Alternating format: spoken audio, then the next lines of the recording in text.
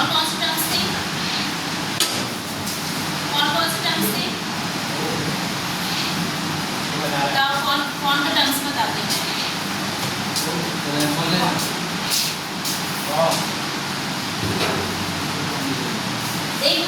ठीक है, मैं बस ज़्यादा नहीं बता रही हूँ, इतना ही बता रही हूँ। लेपिंग क्या होता है आपके सर पे टर्म्स होता है।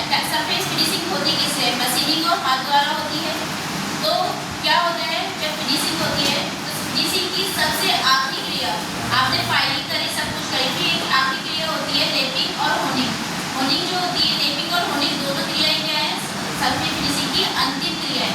अगर आपसे पूछा जाए लेपिंग कौन सी क्रिया है, तो फिनिशिंग की क्या है? सबसे अंतिम क्रिया होती है। सबसे अंतिम क्रिया होती है दोनों, होनिंग और लेपिंग। पर लेपिंग में क्या होता है, इसकी बाहरी और अंदरूनी सतह,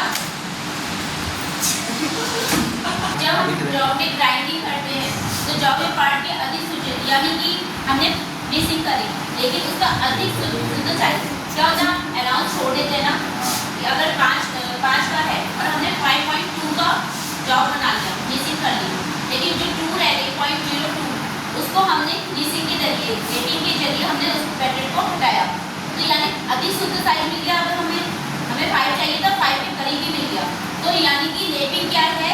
अधिक शुद्ध साइज बनाने और फिनिशिंग करने के लिए की जाती है।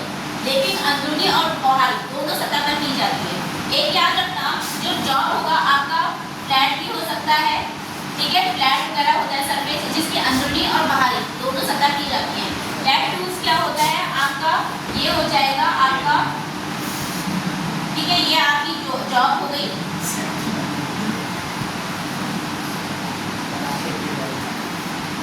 यहाँ ये क्या है आपके, ये ऊपर वाला लैपिंग टूल है और नीचे वाला, ये बीच में जो एब्रेसिव पार्टिकल्स होते हैं जो आपकी जॉब को क्या करते हैं? जॉब की सतह को फिनिशिंग करते हैं। ठीक, फिर क्या है, ये निम्न कारणों से लेपिंग की जाती है। क्यों की जाती है? एक तो फिनिश सतह प्राप्त करने के लिए, दूसरी आपकी इतनी फिनिशिंग की जाती है, जैसे आपने स्लिप केस देखा है, मैंने बताया, तो उसको जैसे हम रगड़ते हैं दोनों सतहों को और वो आपस में चिपक जाती है, यानी उसमें इतनी ज़्यादा फिनिशिंग की जा रही है। ठीक है, तो शुद्ध साइज बनाने के लिए क्या है आपका? समतल बनाने के लिए ताकि दोनों सतह आपस में जुड़ जाए। ठीक, दूसरा है बहुत ही शुद्ध साइज बनाने के लिए। तीसरा है उच्च कोटि की फिनिशिंग प्राप्त करने के लिए। लैपिंग क्रिया करने के लिए 2 चीज़ों की आवश्यकता होती है। एक तो हम जिस जॉब में कर रहे हैं तो ये लैप टूल होगा, लेकिन लैप टूल जब हम जॉब पे कर रहे हैं तो जाहिर सी बात है, लैप टूल पे कुछ ऐसा लगा होगा कि हम जॉब पे आसानी से फिनिशिंग कर सकें। तो फिनिशिंग करने के लिए क्या होता है? सर वीडियो बनाने में अच्छा वीडियो बना है, ठीक है, स्टार्ट देना थोड़ा सा। ये क्या होता है आपका, जब हम साइज को फिनिश करते हैं तो उसमें एब्रेसिव कण लगे होते हैं। ठीक है, जो एब्रेसिव कण होते हैं उसे हम क्या कहते हैं? Lapping compound.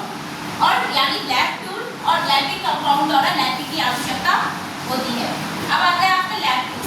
लैप टूल क्या होता है? उसमें पदार्थ पे निर्भर करता है, धातुओं पे भी निर्भर करता है।